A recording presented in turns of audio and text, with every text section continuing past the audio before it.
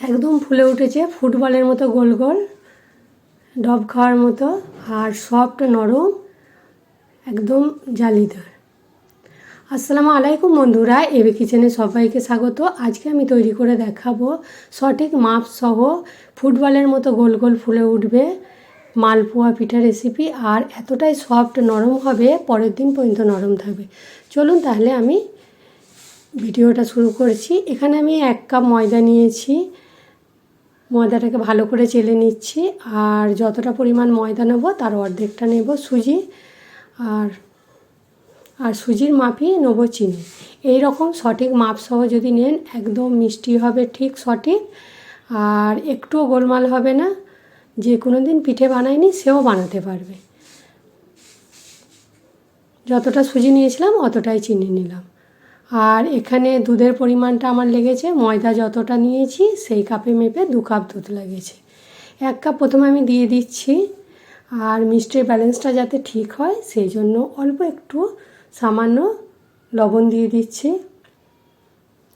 আর যারা একটু মিষ্টি বেশি খায় তারা মিষ্টিটা একটু বেশি দেবে, সেখানে লবণ না দিলেও হবে, কিন্তু লবণ দিলে হালকা মিষ্টি হলেও মিষ্টির ব্যালেন্সটা ঠিক হয় আর খুবই খেতে সুন্দর হয়।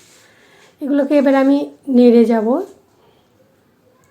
আর যদি কারো হাতে সময় না থাকে তাহলে একটু কুসুম গরম নেবেন, মানে আঙুল ডুবানো যায় ওরকম দুধ নেবেন, তাহলে এটা রেস্টে বেশিক্ষণ রাখতে হবে না, মাখার সঙ্গে সঙ্গেই করা যাবে।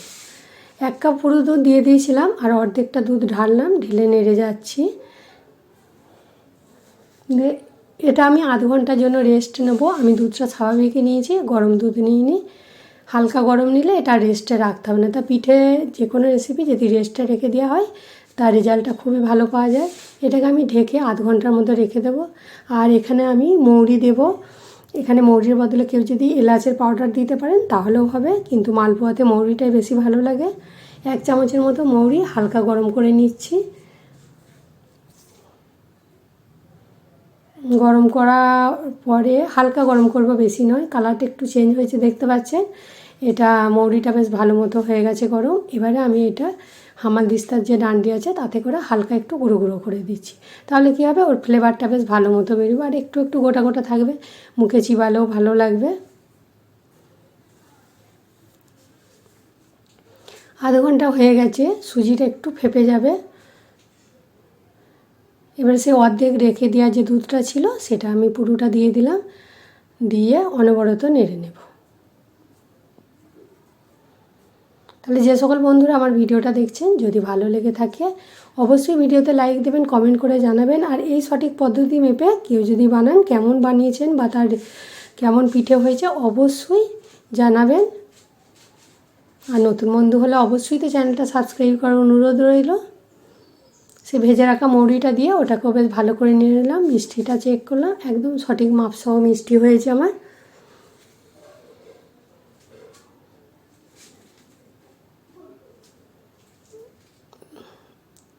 ঘনত্বটা ঠিক এরকম হয়েছে।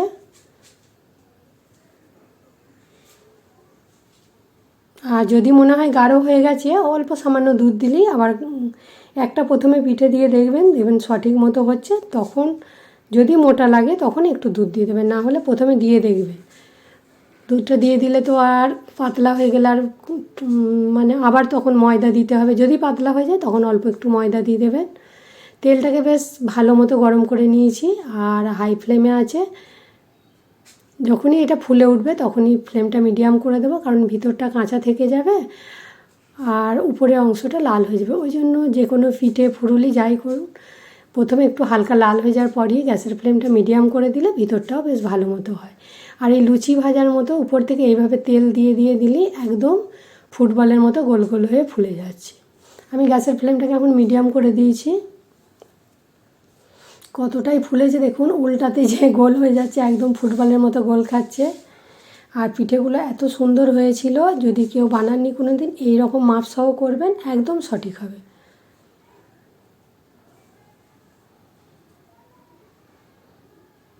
আমি এইভাবে একটা পিঠে হয়ে গেল, আর একটা ছান্তার সঙ্গে দিয়ে তেলটাকে বেশ ভালো মতো এইভাবে টিপে ঝরিয়ে নিচ্ছি। কেউ তেলওয়ালা পছন্দ করলে তেলটা না ঝরালেও হবে, হালকা থাকবে। আরও একটা দিয়ে দিচ্ছি। পিঠেগুলো এত সুন্দর ফুলেছিল কি বলবো, খুবই একদম সুন্দর ফুলেছিল।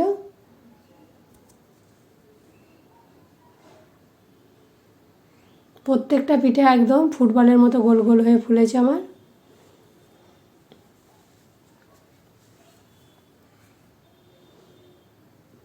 একইভাবে প্রত্যেক পিঠেগুলো ভেজে নেব আমি।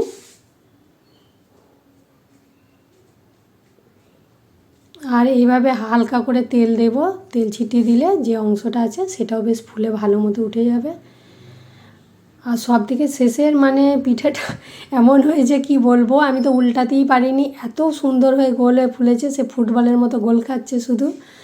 আমি একবার করে ছান্তাই করে উল্টাচ্ছি, আবার গোল খেয়ে যাচ্ছে। দিয়ে এইভাবে উল্টাতে উল্টাতে আমি ওকে ছান্তা দিয়ে এইভাবে টিপি ধরে থাকলাম, না হলে দেখছি তলার দিকটা লাল হবে না। এইভাবে গোল করে একদম রাউন্ড করে ঘুরিয়ে ঘুরিয়ে তারপরে তলার দিকটা হয়েছে। তাহলে দেখতে পাচ্ছেন বন্ধু, এইভাবে সঠিক মাপ সহ করবেন, দেখবেন একদম পিঠে খুব সুন্দর হবে। আর এই মালপোয়া রেসিপিটা যারা দেখছেন কেমন ভালো লেগেছে অবশ্যই আমাকে কমেন্টে জানাবেন। আর নতুন বন্ধু হলে অবশ্যই আমার চ্যানেলটা সাবস্ক্রাইব করার অনুরোধ রইল। পাশে বেল আইকন আছে, সেটা টাচ করে দেবেন, তো যখনই আমি নিত্য নতুন ভিডিও ছাড়বো আপনাদের কাছে নোটিফিকেশান চলে যাবে। দেখতে পেয়েছেন একদম ফুটবল। ধরে রেখে আমি তলার অংশটা লাল করলাম, হালকা ব্রাউন কালার। এইভাবে আমার প্রত্যেকটা পিঠে হয়ে গেল। আর এই পিঠেগুলো এত সফট নরম হয়েছিল, পরের দিন পর্যন্ত নরম ছিল।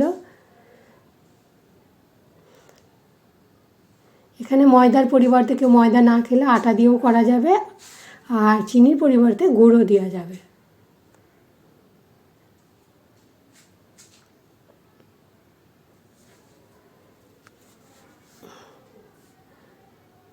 এইভাবে আমার প্রত্যেকটা ফুলে সফট হয়েছিল। আর আমি এখানে একটা ছান্তার সঙ্গে হালকা প্রেস করে করে তেলগুলো বার করেছিলাম বলে চেপটে গেছে।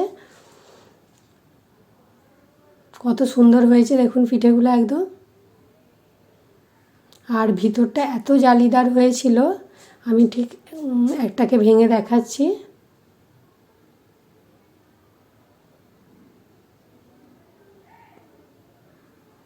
এত গরম আছে, হাত দিতে পারছি না, আমি হাতে গরম লাগছে, ভাবটা দেখেই বুঝতে পারছেন। আর কত সুন্দর ভিতরটা হয়েছে দেখুন, একটুও কাঁচা নেই। খেতে যে এত টেস্টি হয়েছিল কি বলবো। তাহলে আজকে এই পর্যন্তই, আবার অন্য রেসিপি নিয়ে হাজির হব। সবাই ভালো থাকবেন, সুস্থ থাকবেন, সাবধানে থাকবেন। আসসালামু আলাইকুম।